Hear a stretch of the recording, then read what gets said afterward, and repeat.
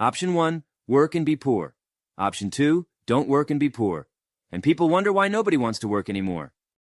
Why work for nothing at all, just to spend the whole day doing nothing with basic food and water? LOL. These are real quotes from young people describing their frustration with what I call the work-for-nothing paradox.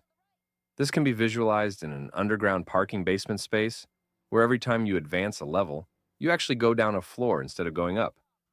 Let's start our journey at floor 0, where you're a young person today who maybe just graduated high school and is now just getting started in life.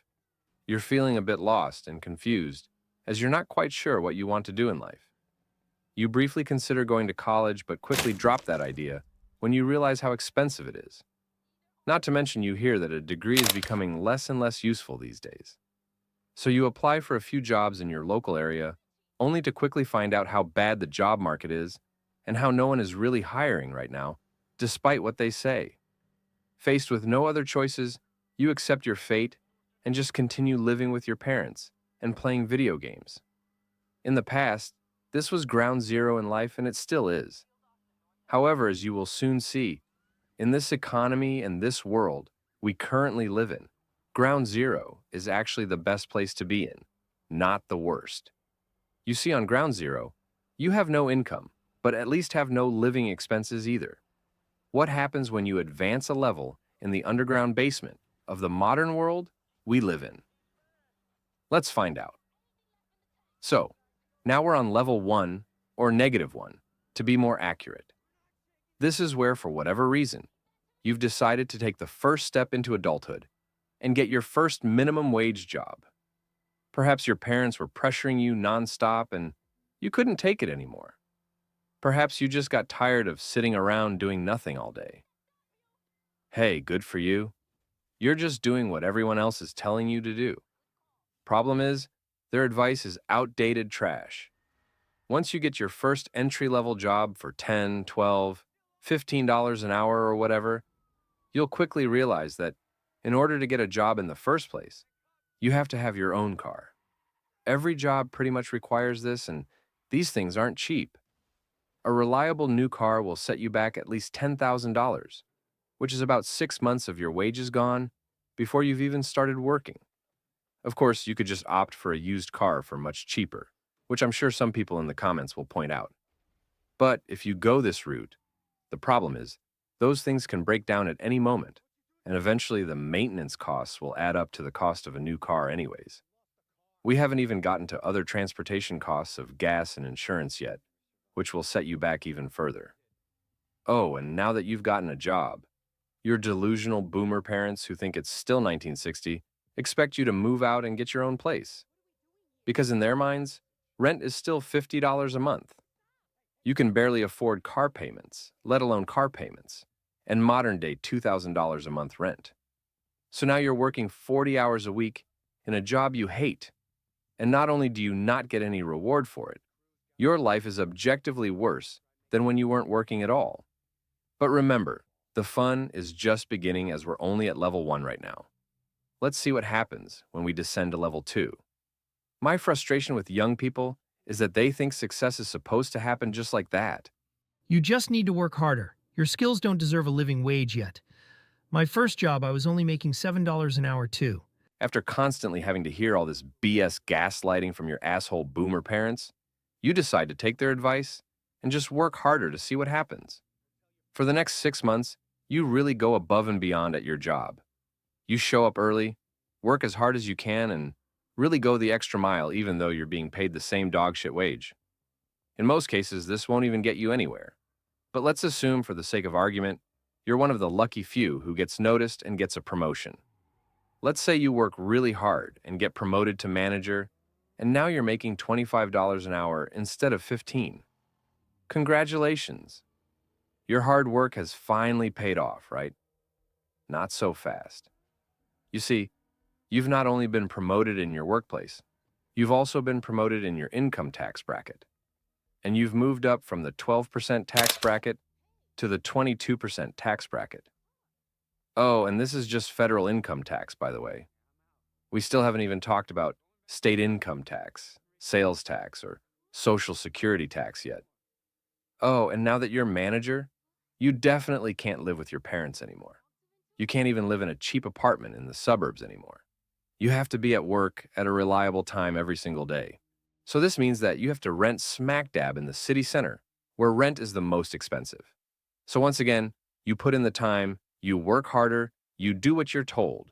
And not only do you not get rewarded for it, your life is objectively worse than it was before. Once again, your taxes and living expenses rise way faster than the puny extra few bucks you make per hour. But don't worry, there's still a few more levels to go. Level 3, it's never too late to go back to school. After working for a year or two in your new manager position, you find yourself getting increasingly disillusioned as no matter how much you work, you can't seem to save up anything at all. You start suspecting that everything you've been told your entire life is bullshit, but you're not quite sure what to do about it. This is when your boomer parents give you the brilliant idea of, hey, it's not too late to go back to school. You think about it for a while and you ultimately decide it's the only way forward.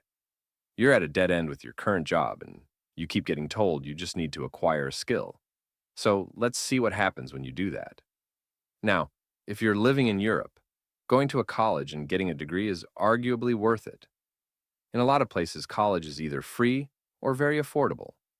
You can reliably put in the time to study hard and position yourself to have better career prospects when you graduate. But if you're from America, you're just once again going to work harder to go down another level. We all know how insanely deep into debt you have to go into just to get a degree that doesn't even guarantee you'll get a job. But let's say you're one of the lucky ones that does get a better job as a result of your degree. You'll likely find yourself in a situation like this. Saving that much money was no walk in the park. But I was lucky to have the support of my mother, who worked tirelessly to help pay for all 4 years of my private college tuition, which was roughly $35,000 a year. According to official sources, it takes on average 20 years to fully pay back student loan debt. I suspect it will get much worse, but let's just accept this figure at face value for now. This means that you study hard for 4 years to acquire a skill, only to be set back 20 years in debt. We're not even talking 1 step forward, 2 steps back anymore. This is literally 1 step forward, 5 steps back at this point. This may seem like a fun and silly exaggeration on a Gen Z YouTube channel right now, but remember, this is the real-life frustration that so many young people are facing today, and why so many Gen Z and millennials are giving up on the system and realizing how bullshit it is.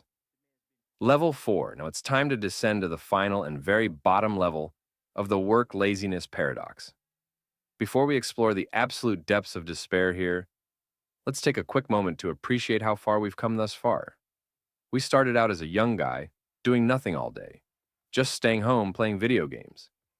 Our income was zero, but so were our living expenses. We decided to take society's advice and work hard, and all that did was force us into more debt as our work-related expenses cost more than the dog-shit wages our company was willing to pay. We worked even harder to get a promotion, and we ended up losing even more money in the end, as we had to pay higher taxes, and our job-related expenses went up even more. So we once again took society's advice and went back to school to acquire a skill. And now we're not only stuck at zero in the short term, we've built up 20 years of negative long-term debt as well. You can see the pattern by now. The more and harder you work, the worse off you become.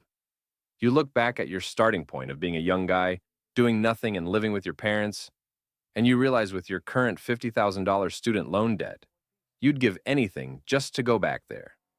Even going back to zero is a dream come true at this point. For our final level of -4, we're going to once again take society's advice to the next level. You see, in level 3, we did what they said, which was go out and acquire a skill. But when their advice doesn't work and actually backfires, they'll of course never just admit they were wrong and double down on their gaslighting. Well, you got a useless business degree? Of course you're not going to get a job with that. You need to study something serious, like being a doctor or a lawyer. This is the next step in progression, which I'm sure you've all heard by now as well, so let's see what happens if you follow this advice. It takes about 7 years to become a lawyer, and another 10 to become a doctor. The average student loan debt for a lawyer is about $130,000, and for a doctor, it's a staggering $234,000. This means you are now setting yourself back 6 figures before you've even earned a single dollar. For comparison, I had a friend who simply invested in foreign real estate property back in 2018 for $90,000. And because he researched it well, the property today is worth over double that. And because he's a single guy with minimal living expenses, he's essentially already set for life.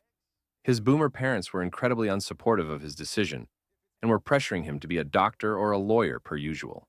And he would have been absolutely miserable had he done that. They called him lazy for, quote unquote, taking the easy way out, but I promise you he's not losing any sleep over it. This is the perfect example of how thinking outside the box beats traditional hard work every time in the modern world. But beyond just the massive debt you're incurring, there's something else you're losing that's even more valuable than that. And that is your youth and your time. These 7 to 10 years of your life are lost forever. 7 to 10 years where you could have been traveling, finding your purpose, making new friends and memories. This is your 20s, the best time in your life, gone and dusted just to feed a soulless system that doesn't care about you. Now, the good news is, if you do manage to finish law school or medical school, you're pretty much guaranteed a job when you come out. But the staggering amounts of debt at this point is something you might just have to spend the rest of your life paying back. This is what young people have seen and are just so disillusioned with these days. It's not just that you're working for nothing, it's even worse than that. As you've just seen, the more you work, the further you go in debt, and the worse off you become. And in the meantime, you lose your youth, your time, any semblance of happiness or enjoyment in life. So, if you're looking for a way out, a solution to escape this miserable reality, I got good news for you. I've put together a comprehensive tier list video on all the ways you can successfully check out of society and say F you to the system. You can click on it right here. I'll see you there.